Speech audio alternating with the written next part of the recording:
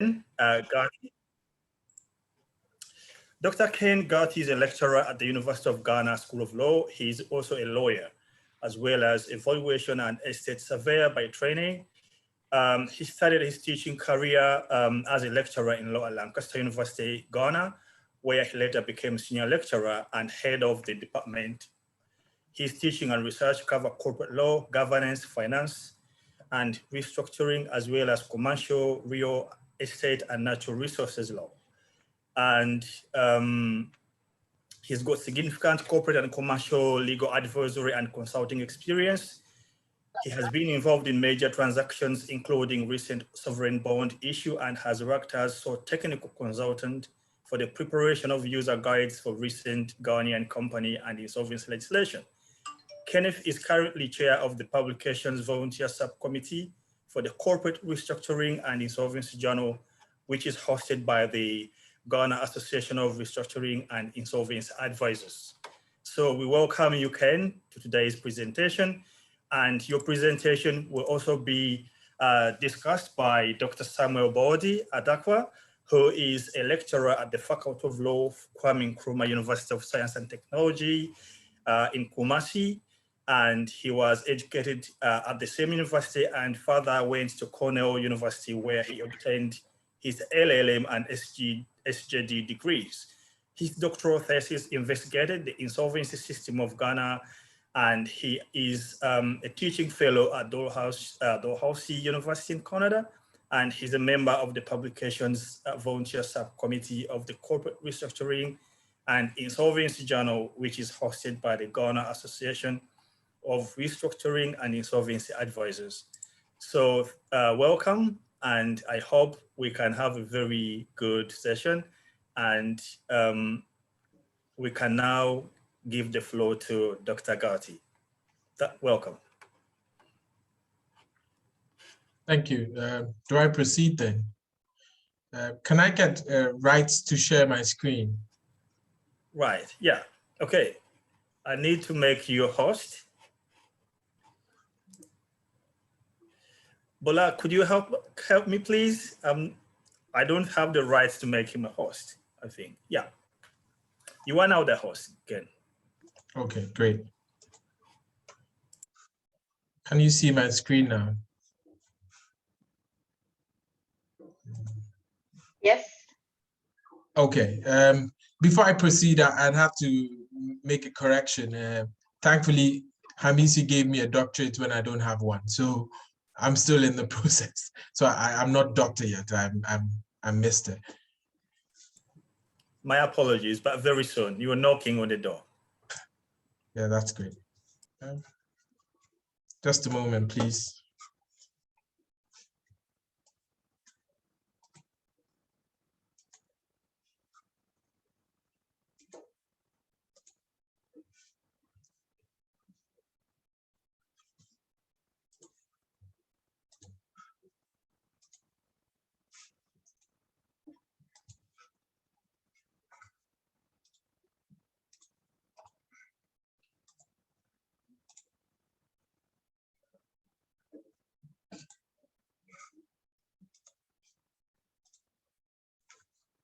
Okay, great.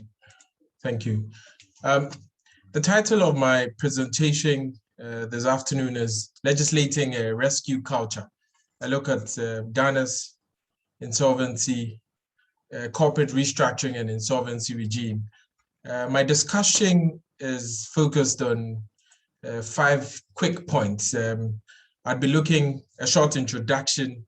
I would then go on to consider Ghana's pre-2020 corporate insolvency regime, because the recent reforms have ended in the year 2020. And for the rest of my discussion, I need to give a certain business context, and it informs my other ideas on how appropriate the new reforms will be going forward. And then I go on to examine how corporate financial distress may be resolved after the recent reforms. And finally, I answer the question whether the new legislation can influence a shift towards a corporate rescue culture. So in the 2020 World Bank Doing Business ranking, the indicator on resolving insolvency, the particular indicator on resolving insolvency, Ghana ranked 161 out of the 190 economies that were evaluated by the World Bank Group. This was the lowest score of the 10 indicators which are used to get a sense of the final ranking of a country's ease of doing business statistics. It would suggest that a look at things like the estimated recovery rate in insolvency proceedings, the cost of insolvency proceedings, etc., appears to give the impression that Ghana's overall insolvency framework was in dire need of reform, if one were just to stick to the details of that ranking. But was Ghana's insolvency or restructuring regime in need of reform? The Ghanaian Attorney General would let you believe that that was the case because the legislators and government thought so.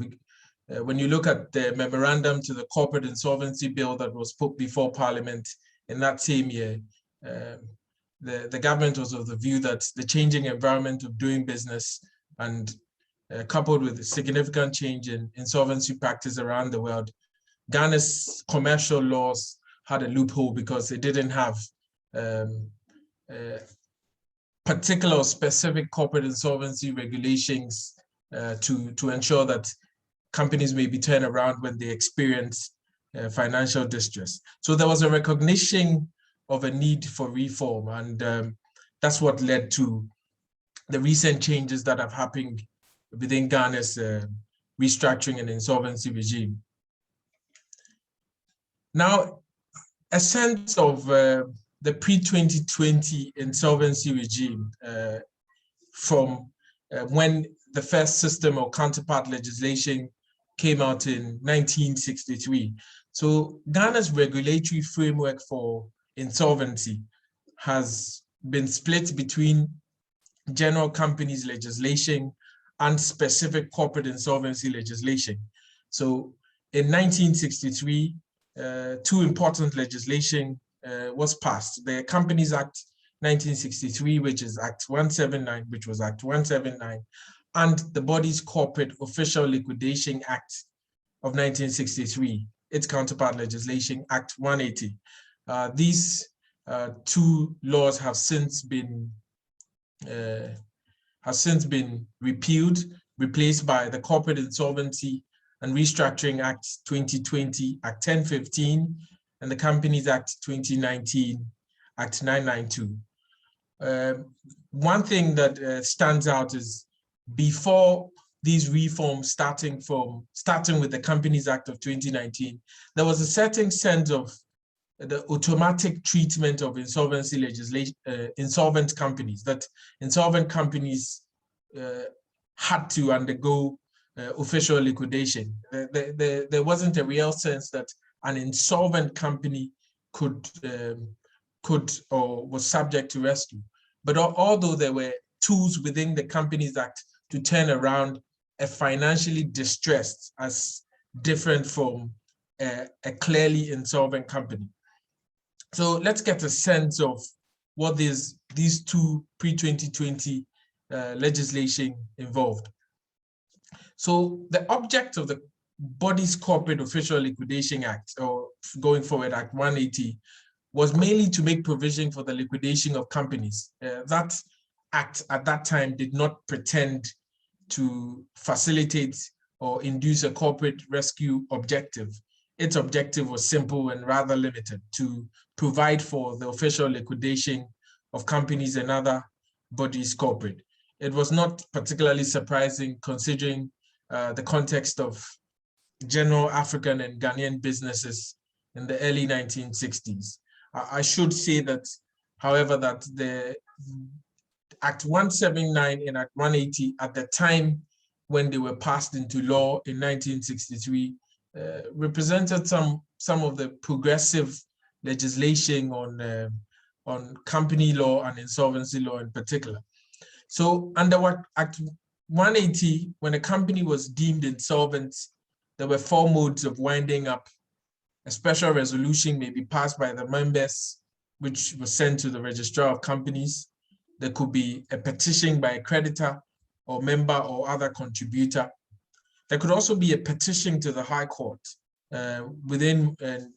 or there could be a conversion of a private liquidation which has been commenced under the Companies Act. So members of a company may voluntarily pass a resolution to wind up a company. If it is discovered within that process or during that process that the company is insolvent, then there's a conversion from that private liquidation under the Companies Act to an official liquidation under the BCOLA Act 180. So what options were there? Aside the body's Corporate Official Liquidation Act, there were still tools within general companies legislation that could be used to manage corporate financial distress. Yes, Act 180 was rather very limited in its scope, but yet the Companies Act 1963 had certain tools or techniques which could be used to effect a corporate turnaround or corporate rescue or restructuring, however you would look at it. So there were 3 main tools or techniques available under the Companies Act of 1963. First, there could be a variation of shareholder and creditor class rights in order to effect a turnaround of a company. This could be done with or without the sanction of the court. It should be noted, however, that these tools were not only limited to companies in financial distress. They could be used whether or not the company was experiencing financial distress. The second of these techniques is a scheme of arrangement. And the third is effecting amalgamations, or what is ordinarily called a merger. I include takeovers and the sale and purchase of key assets under the tools that were available under the Companies Act 1963, because I agree with Bonzi Simpson's view that while takeovers and the sale and purchase of key assets were not provided for within the body or the language of the Companies Act 1963, they were also techniques which were available to companies operating in Ghana to effect a turnaround. These techniques were not mutually exclusive. They could be used in combination. So at least we see that in the existing 1963, in the previously existing framework created in 1963, insolvent companies were only subject to official winding up, official liquidation under the BCOLA, but yet there were tools within Act 179, the Companies Act 63, that could lead to possible business turnaround. I'll look at how these have changed subsequently when I come to look at the changes under the 2019 and 2020 reforms. But it is important to set a context on whether these legislative changes are useful for the objective that has been touted by the government and the parliament on whether whether these new laws and techniques can create a shift towards a corporate rescue culture. I take the view that the debt profile or capital structure of a business affects the responses that may be taken towards managing the financial distress of that company. Simply that depending on the company's corporate capital mix, whether it comes mainly from debt or whether it comes from equity, affects whether it can successfully manage a turnaround. And also the use of security interests over the undertakings or other business of a company can also affect attempts at restructuring. So it's important to also note that most registered businesses in Ghana are small businesses. The vast majority of businesses are small businesses, ranging from micro, small, and medium scale enterprises. Medium and larger companies represent a smaller proportion of the number and but not the value, but the number of businesses operating in Ghana. Unfortunately, comprehensive data on business ownership and corporate capital mix in Ghana is not very easy to come by. I was studying the government's recent attempt at putting data and providing statistics on the websites of the government portals. I think the last range I had was about 2017 to 19, which still shows that the vast majority of businesses registered. I think that the statistics show that a little under 91,000 entities were registered with the Registrar General's Department, and the vast majority were sole proprietorships registered under business names. So the many Ghanaian businesses don't have a distinct corporate entity from their proprietors. So the typical sources of financing these Ghanaian businesses start with savings and contributions from affiliates, interest-free loans from affiliates, savings and contributions by the business owners themselves. In certain other situations, funding may be sourced from microcredit associations and cooperatives. That's when most businesses start. These represent their initial sources of finance. But when businesses go on to expand, etc., they tend to move into more formal sources of business, say from commercial banks, from community banks, savings and loans companies, finance houses, etc. The changes, this is the part perhaps that also could lead to a potential of financial distress, because they would have to be paying interest on those loans. They may be restricted in what kinds of ways they use their assets, etc.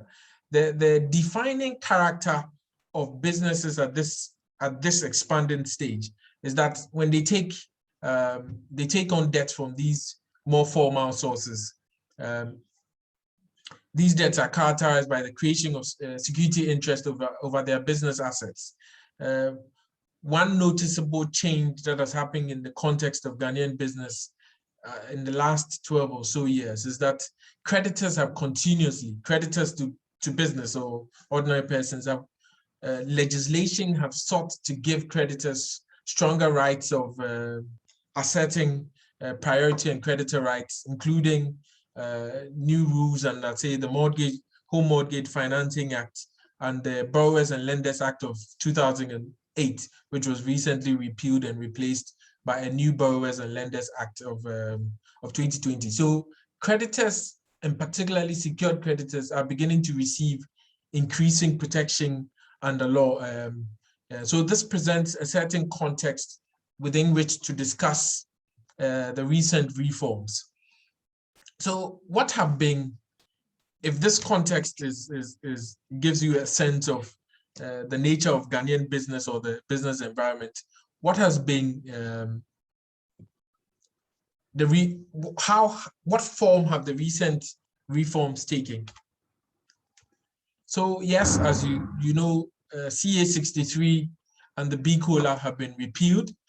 The earliest reform started with the passage of the Companies Act 2019. And if we were to focus particularly on the corporate insolvency bill, the legislative objective was to provide a legal framework for corporate insolvency in order to address some areas that were thought to be in need of reform. The Corporate Insolvency Bill was passed into law as the Corporate Restructuring and Insolvency Act 2020. This was barely a month after the first case of COVID was reported in Ghana. So it was quite an opportune time to have a new legislative framework that responds more closely to corporate rescue or turnaround. But the process had already started many years before. The Ghana Association of Restructuring and Insolvency Advisors were very key in getting this legislation across. So the process was started, and thankfully Parliament felt the need to pass it as quickly as possible after we recorded our first, I don't know if it was linked, but after we recorded our first COVID case in March of 2020. So the CRA 2020 was passed in April of 2020. So in order to resolve corporate financial distress, the system is still, the resulting framework under Ghanaian law at this time is still split between the tools and techniques that are available under the Companies Act and the new tools and techniques that are available under the Corporate Insolvency and Restructuring Act 2020. So we would spend a few minutes to examine what changes have there been within the tools that were available in the BCOLA and in the Companies Act 1963.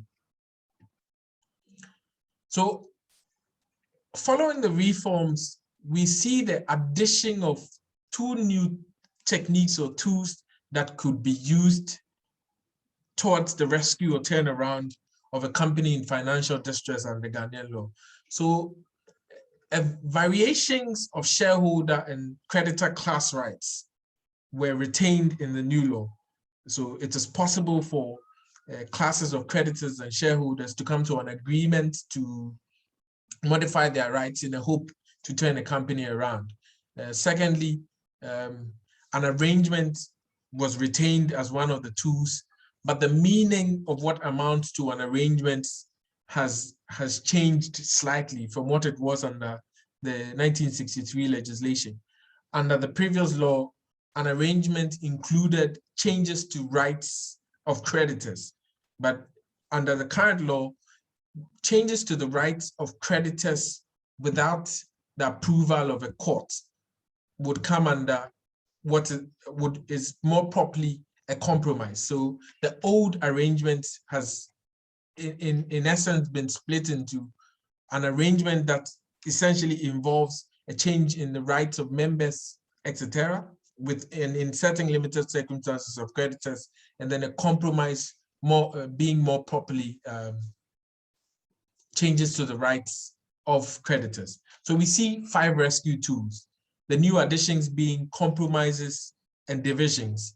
Mergers, which were originally called amalgamations under the previous law, have obtained a new, more modern name, and it receives much more particular treatment under the Companies Act 2019.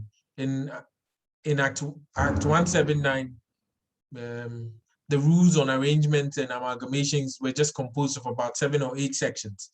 But now there's a much more particular treatment under the 2019 Act with over 22 sections, highlighting things such as how to execute a merger proposal, how it ought to be done, etc. In a division, a company, so it's in essence almost an opposite of a merger. A company may split certain undertakings or its business between 1 or 2 existing companies, or a wholly new corporate entity may be incorporated to take over a part of a business of an existing company. So what significant changes have there been in the Companies Act 2019 in an attempt to resolve corporate financial distress? Like I've said, an arrangement now has an inclusive definition, but it is limited to changes in the rights and liabilities of members. Compromises represent changes in the rights of creditors or a class of creditors without court approval, would be a compromise, but not an arrangement. There has been an elaboration of rules relating to mergers. But one interesting point that should be borne in mind is that under the new Companies Act 2019, it is possible for dissenting creditors to be bound by the majority of creditors of all other classes. What is ordinarily called a cross-class cramdown is available under the language within Section 239 of the Companies Act 2019. this has received a sort of a highlight, quite a highlight, because it is thought that it provides a sure measure to effect a turnaround. But if you were to look in section 231 of the old legislation, the very same language existed in the previous legislation, but I don't know of any example in insolvency proceedings where a cross-class calm-down approach was sought by a class of creditors. Because usually where the place of secured creditors is that once they sense that the company is in distress and an event of default has happened, they go in and appoint a receiver or manager to take over the business of the company. So we still see that a cross-class calm down tool is available for arrangements and compromises under the 2019 Act.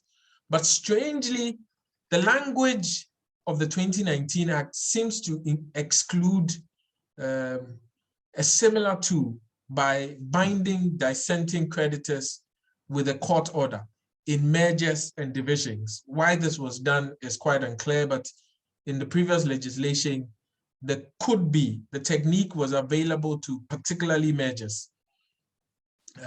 And so this represents, in essence, the 5 tools that are available to companies in financial distress under the Companies Act. But more, the Corporate Insolvency and Restructuring Act has received so much more attention after its passage in 2020 on what role it could play in the resolution of corporate financial distress. 2 main tools are available under CIRA 2020. So under CIRA 2020, it is possible that a company that has a negative net worth, or a company that is unable to pay its debts as they become due, can be the subject of a turnaround process. So the turnaround process starts with an administration, which could lead to the execution of a restructuring agreement. So under the CIRA 2020, there could be an administration can be started with the prospect of developing and implementing a restructuring agreement.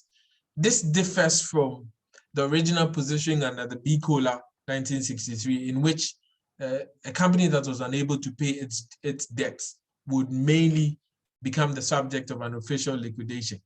So the objective is to, as much as possible under the new law, to let the business continue in existence as a going concern.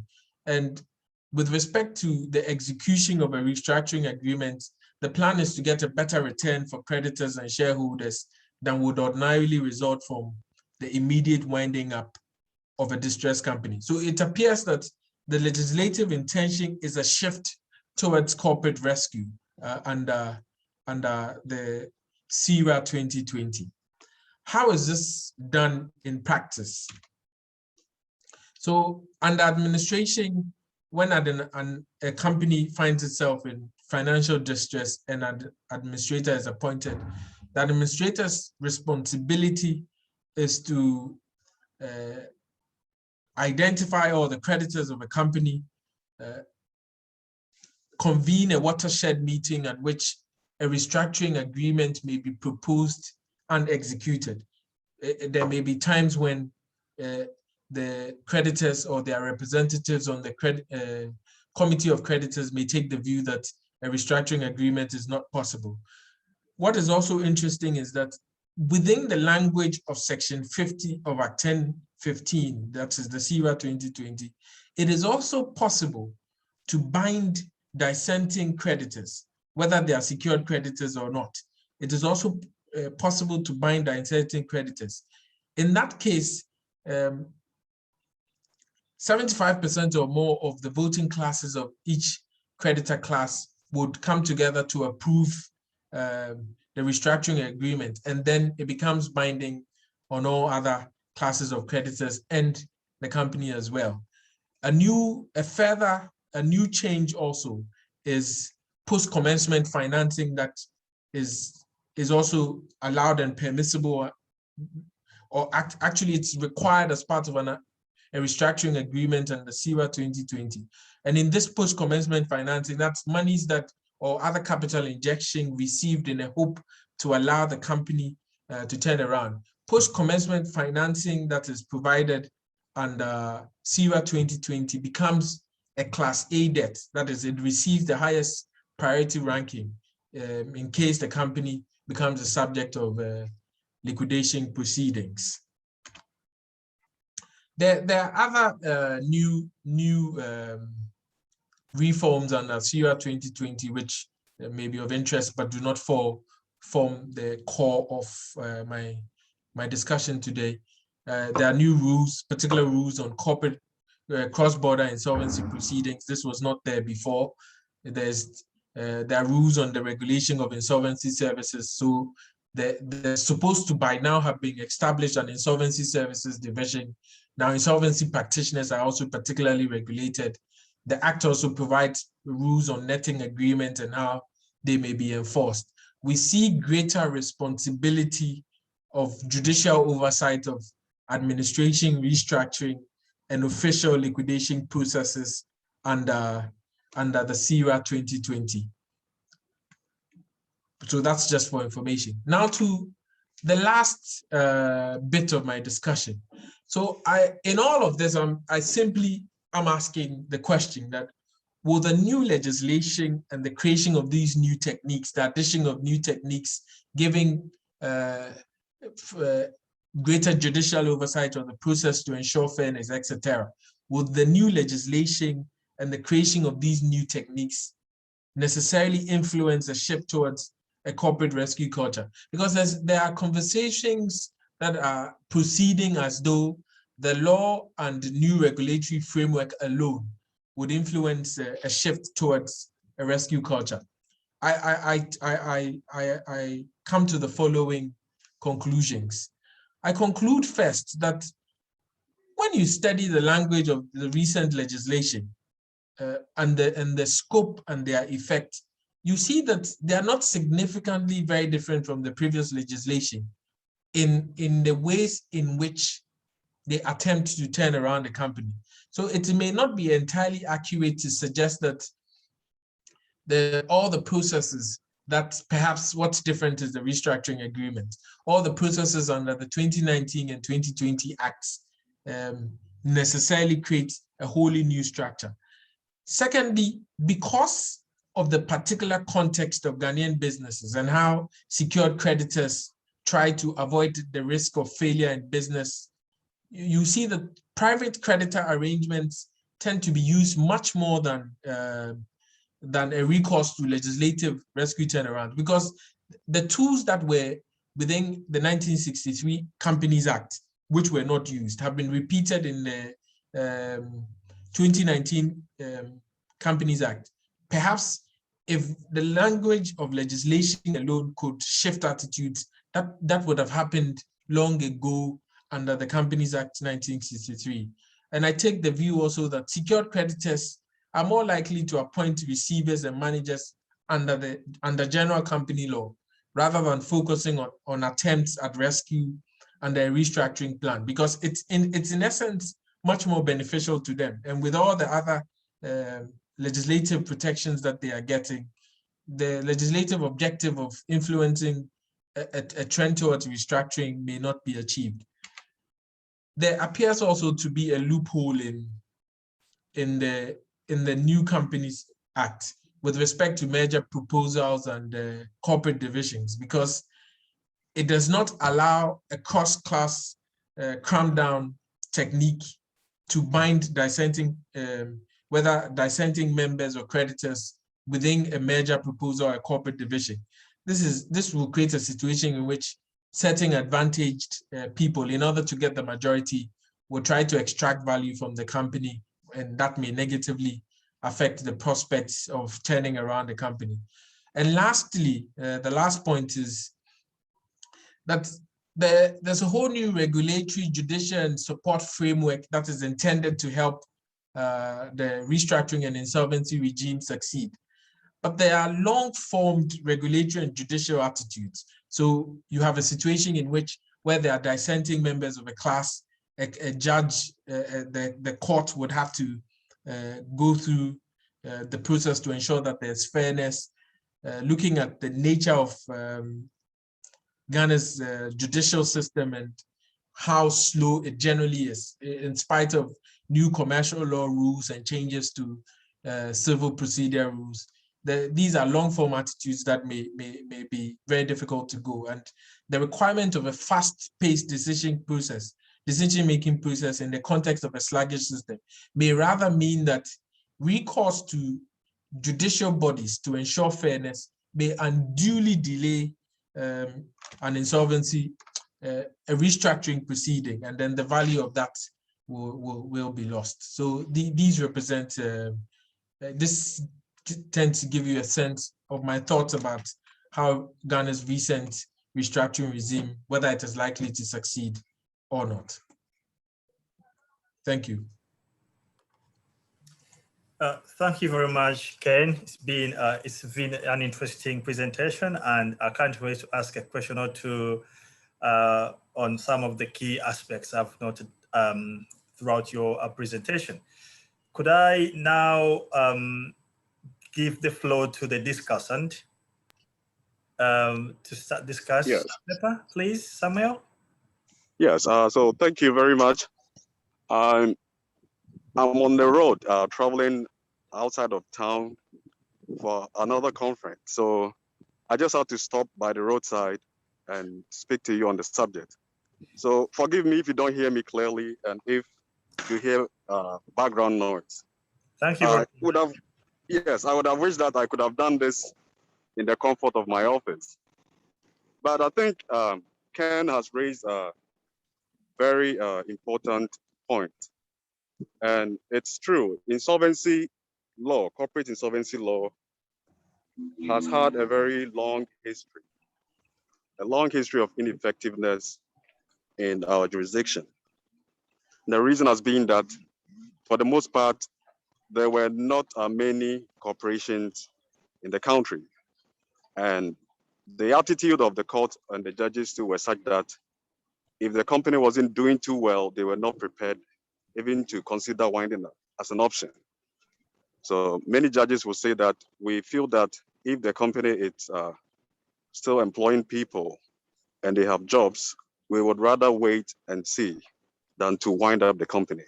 So for many years, I think I would say that the first corporate insolvency rules were in 1906 under the Companies Act ordinance at the time.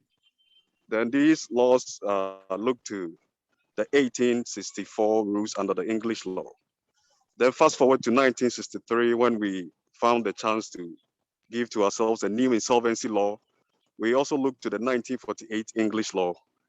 And at the time, English law was changing. So immediately after 1963, the English changed their laws, and fast forward 1970s, then to the year 2002 when we had the Enterprise Act, the Insolvency Act, and all those kind of legislation, which brought in a new phase of insolvency regulations. So in Ghana, our law was stuck in the 1940s through the instrumentality of the 1963 Act, what we call the BCOLA, or the Bodies Corporate Official Liquidations Act.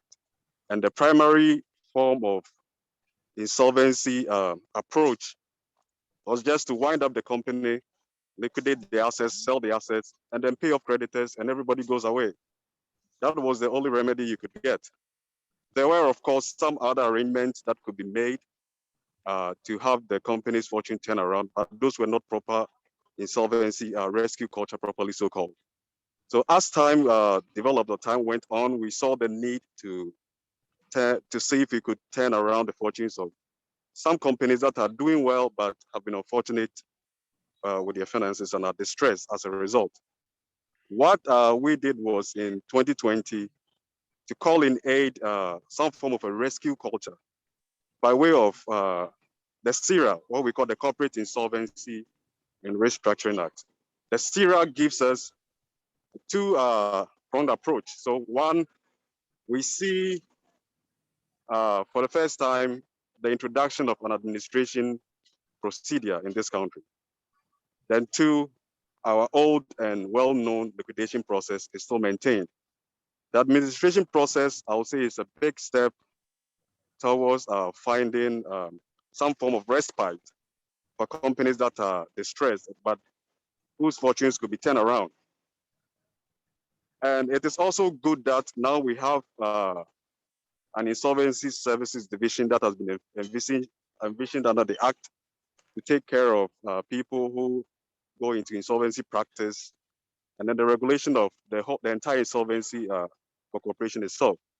These are very, very, I would say, big steps that we have taken as a nation in arresting corporate insolvency. I see some good aspect of the law in terms of if the company is to be administered, we give the power to a restructuring officer to go into the affairs of the business to see what caused the financial distress, look into the assets, and see if there's a way to turn around the fortune. If that doesn't happen, of course, we then go on to the second stage, which is to liquidate the company, sell the assets, and pay off creditors.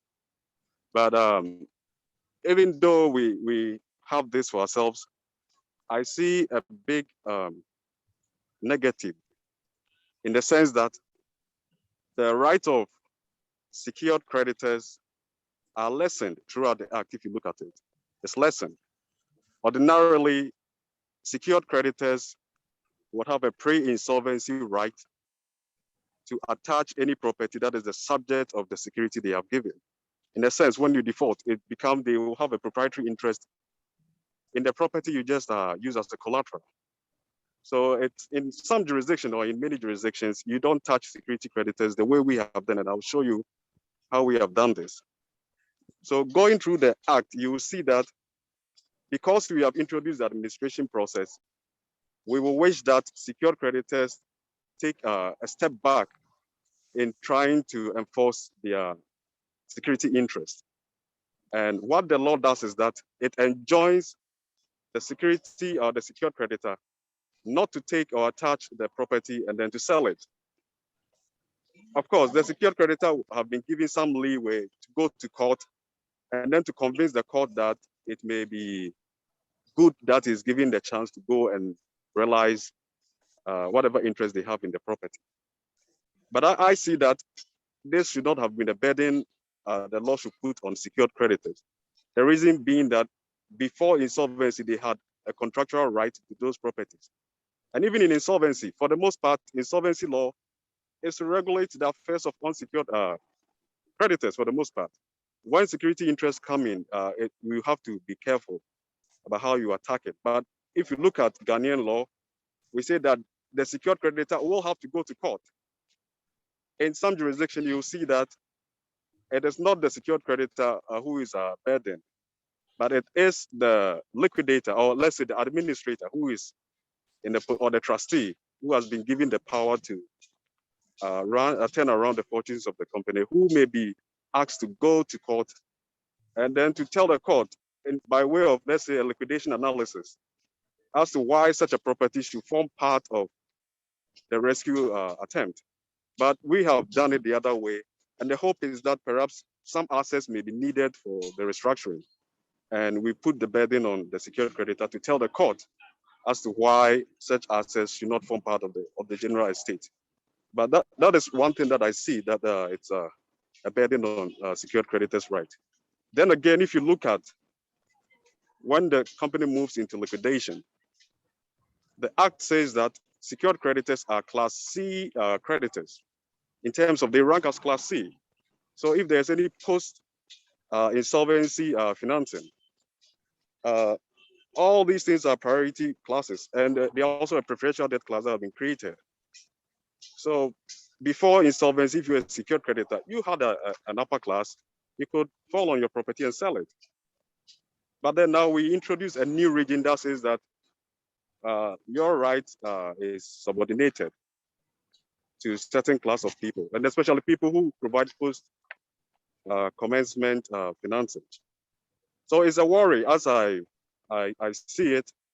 And the law is new, it's now being established.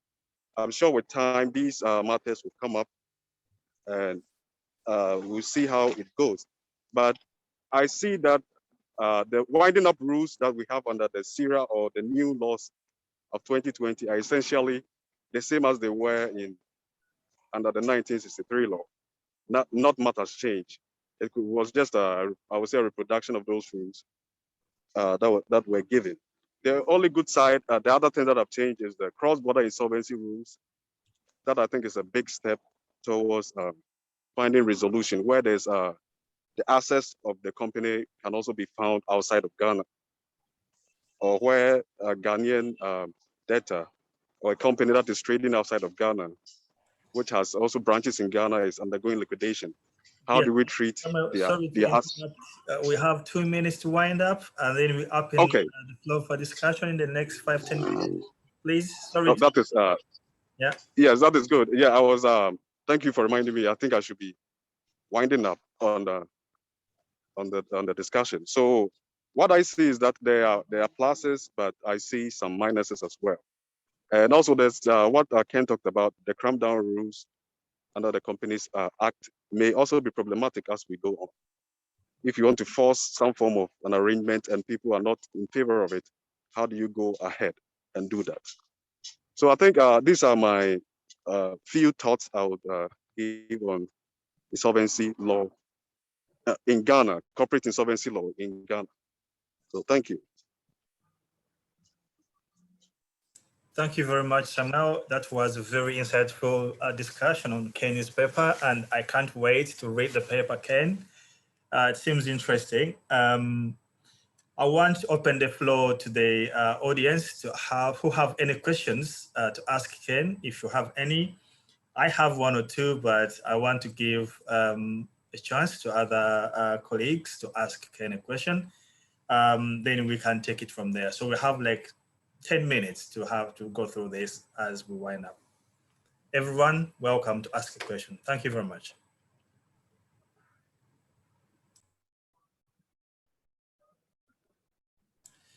Okay, Bola has a question.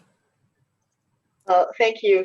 Ken, that was very interesting. First, I could make a comment. Could you please make me host again so that I can continue to administer? Yes, thank you. But quite apart from that, I found this really interesting. It was interesting to see what Ghana has done with the insolvency reforms.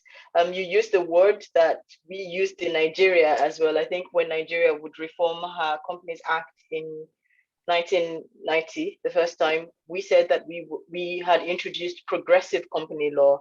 And I know that the Ghanaian company law had quite a great deal of influence on our own reforms at the time, although we also structured on the English law. And I think that it may be that the idea of progressive company law may also have flown in from the Ghanaian perspective into Nigeria. And I can also see that, like Nigeria, the progressive parts of our reforms back in the day, as it was in Nigeria or as it has been with Nigeria, appears to have been with Ghana as well, has not been recognized on the international stage. And it appears that everyone comes to say, well, they're coming to give us something new, which we never had before. Well, interestingly, it seems like we had these things back in the day. So those are interesting similarities I see in our journeys. There was a part that I didn't really understand around the administration and the notion of the cross-class crackdown in administration. So my understanding of administration is that you have a single class of unsecured creditors who vote. And what you then have is within that class, a crackdown of the minority by the majority interest. So there's a threshold that the law permits. And once that threshold is met, the rest of the class is bound by the decision of the class. If you have the option of a cross-class crackdown in administration, then how many classes do you have in administration? How do you administer the Ghanaian administration? Because it appears to be different. Yes. So the framework and an administration would be that there's no distinction between secured creditors or unsecured creditors within the language on commencing an administration under the CERA 2020. But within the scope of an administration, the creditors may then decide to execute a restructuring agreement, which then takes it into a sort of a second stage away from the administration. So in the context of an administration, representatives of either the same, if there's just one class of creditors, whether secured or unsecured, because the language of the act does not make that distinction, who may then vote to reach that threshold. And once that is done, all the other classes become bound to the restructuring agreement as made. So it's not just the view that I take is that within an administration under the language of the CERA, it proceeds until such time that there's a watershed meeting by the creditors who then agree to go, either one agree to execute a restructuring agreement or decide that the company goes into liquidation, and then there's it moves into an official liquidation. But the view that I take of the language of the law now is that all creditors, whether they are secured or unsecured, are formed into classes, and they must each vote to reach the threshold. And once the majority threshold is reached, a court then, by a court order, every other creditor class, whether secured or unsecured, becomes bound to the restructuring agreement. Does this help? Thank you. Yeah, it clarifies. Thanks. Any other questions, please? Anyone else?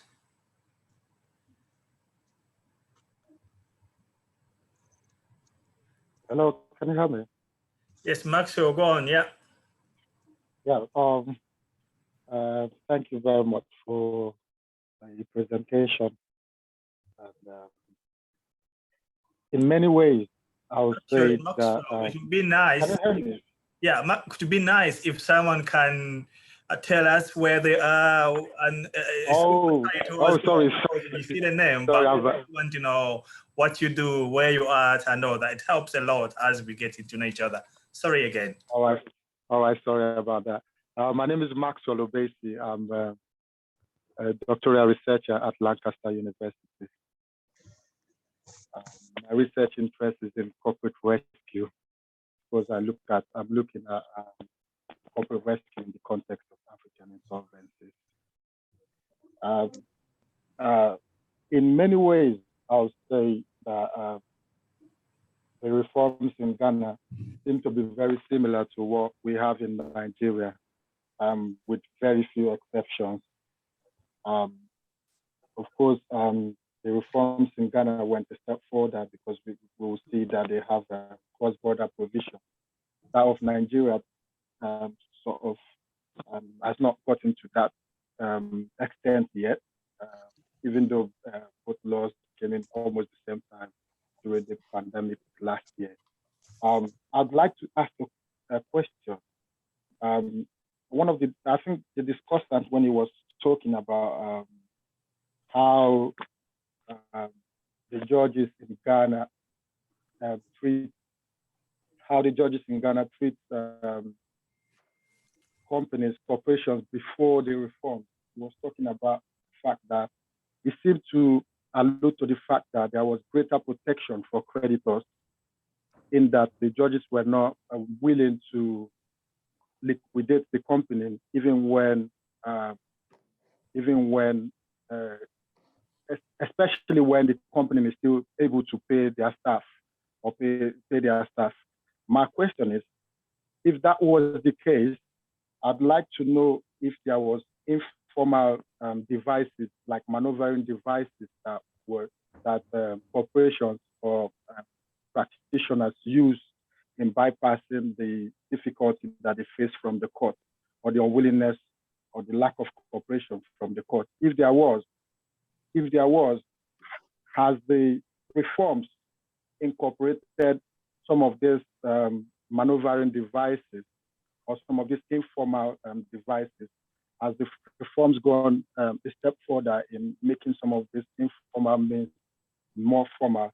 And if they have, can we know how that has been done, please?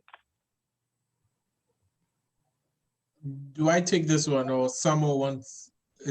Can I take it? Yeah, can any of you? Yes, you could. Then I'll join in. Yes.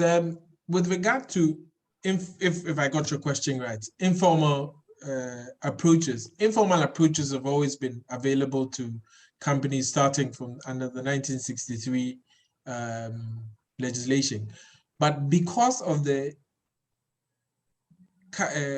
corporate capital ratio of particularly registered companies, most businesses raise their own capital. So if there's distress or the company becomes insolvent, most companies do not even follow up to officially to liquidate the business and to have its name struck off the list of registered businesses. So you have a situation in which there's a whole mass of dormant companies. So in my view, the situation has not so much been an inertia on the side of the judiciary to respond effectively to insolvency proceedings. Very few, considering the numbers of registered businesses, very few businesses proceed after they become insolvent or they experience distress, because unless their debts owed to secure creditors do not go through the process and are left dormant on the list of companies. That's the part I'd like to address. Perhaps someone can add something. Yes, Ken. So I think what had been the practice is that ordinarily, if you could satisfy the test that the company is unable to pay its debt, then that is the classic way of winding up a business. But the judges would want to see more before they would give out a winding up order. And ordinarily, they will tell you that if we see any scintilla of prospects, we will not wind down this company. And at the time, there were no formal processes to administer a business. So if you were a creditor, you are in a hard place because you could not ordinarily wind up a business. And if you go through our records, you will not find many winding up cases. The big ones that you find were those cases where there were political pressure to have certain financial distress resolved. But now, if you look at the new act and what it does, it has given us a two-pronged approach. So first, we try administration. If it doesn't work, then we go to the next stage. So at the next stage, there is no need, a judge cannot just say that I will not wind up the business at the second stage, because then we would have tried all available measures and it could not work. And the only remedy at the time would be for the judge to order for the winding up of such a business. So I think this is one way of treating what happened before the SIRA was enacted. Yes. Hamisi, I see that Professor Justice Datoba is on the call. He's a former Justice of the Ghana Supreme Court and is very well versed in commercial matters. Perhaps if he doesn't mind, he can give us his view on this question. Well, we're more than welcome to that idea. If he's willing, we'd welcome that.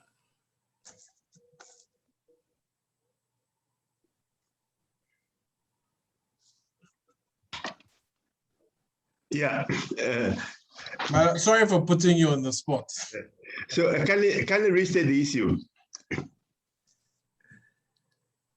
Hello? Yeah. Okay, so the question is, given the fact that the court in Ghana, the court or the judges in Ghana were not before now historically, based from the context with which he presented, historically, it appears that the courts were not ready to, they were not willing to wind up companies. They sort of give it a stretch and just sort of almost compel practitioners and, of course, the company to try to see if the company can be rescued or there will be a way to resuscitate the company before winding up. So my question is, given the fact that there was no willingness from the court to wind up companies. What informal methods were practitioners in Ghana applying to maneuver this difficulty that they face with the court? And has the current reforms, tried to incorporate any of this maneuvering device in the new law? As the reform sort of try to make formal any of those informal methods of rescue, of liquidation, of just sort of how have they made it? If they have, can you take us through the process of how they've sort of tried to make it formalize informal rescue mechanisms? Okay, I get it. I think my answer would be that I don't know too much about the past practices, but I would say that the new language or the new structuring in the CIRA is such that very often the administration process would have taken place, and at the watershed meeting, they would have the administrator would have placed before them a proposed restructuring agreement. If the creditors reject the restructuring agreement, then that's evidence enough before the court that there is no other way to save the company, and therefore there will be no justification for the judge not to grant the winding up order. So I would answer in terms of the new proposed framework, because but as Mr. Ghartey has pointed out, legislative language alone will not do it. So we have to wait and see. But I think the judges will now have more cause to grant the winding up order because of the evidence produced during the period of administration. Okay. Thank you very much. I hope that answers your question, Maxwell. Now I have a question on the chat function from Chief Anthony. The question is, he first of all thanks you for an excellent presentation. And he's asking, why is Ghana not listed on the UNCITRAL status as having adopted the model law on cross-border insolvency? I saw Chief Idigbe's question. Unfortunately, I have no. I do not know. I do not have an answer to that. I don't know. Okay, Chief, we'll look into that further. Maybe we can look into it, Ken. Maybe you can. I can incorporate it. Yeah. Perhaps into my paper. Okay. In its final form. So I think we're now running out of time, but I had two questions, Ken, for you, but I think you've managed to answer the other question by addressing Bola's question, because it was on cross-class cram-down mechanisms. But I'll go on a simple question, really, on terms of MSMEs, because you say that the business structures in Ghana are mainly SMSEs. And I've looked at the evolution of your insolvency law and company law.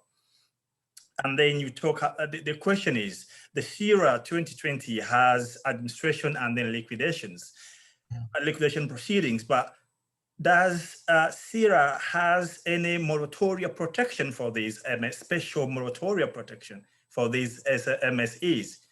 Because if they are really smaller in nature, and because sometimes if we're looking at modernizing our insolvency law, if we're looking at invigorating or targeting corporate rescue, how are we going to help these small business structures? Do we have a special regime? Like in the UK, they had a special moratorium for the CVAs and all that. Small companies going into the CVAs and all that. But does the CIRA for Ghana, do you have a special, either special moratorium or any form of moratorium for the corporate protection? I would say that it appears, in my view, that the CIRA seems to have been designed for the larger companies that may require more formal systems of rescue. And I knew where the context of your question was coming from in the recent changes made in England. But there's no such thing. So once the company experiences distress, whether it's a small company or otherwise, and the administration process starts, it sort of freezes the rights of creditors, etc., until such time when there's a determination whether a restructuring agreement is achieved or the company goes into winding up. So it's strange that there is no special regime for small or medium-scale enterprises or micro enterprises, considering that the vast majority of Ghanaian businesses are MSMEs. So it doesn't exist. There's a one-size-fits-all administration and restructuring process.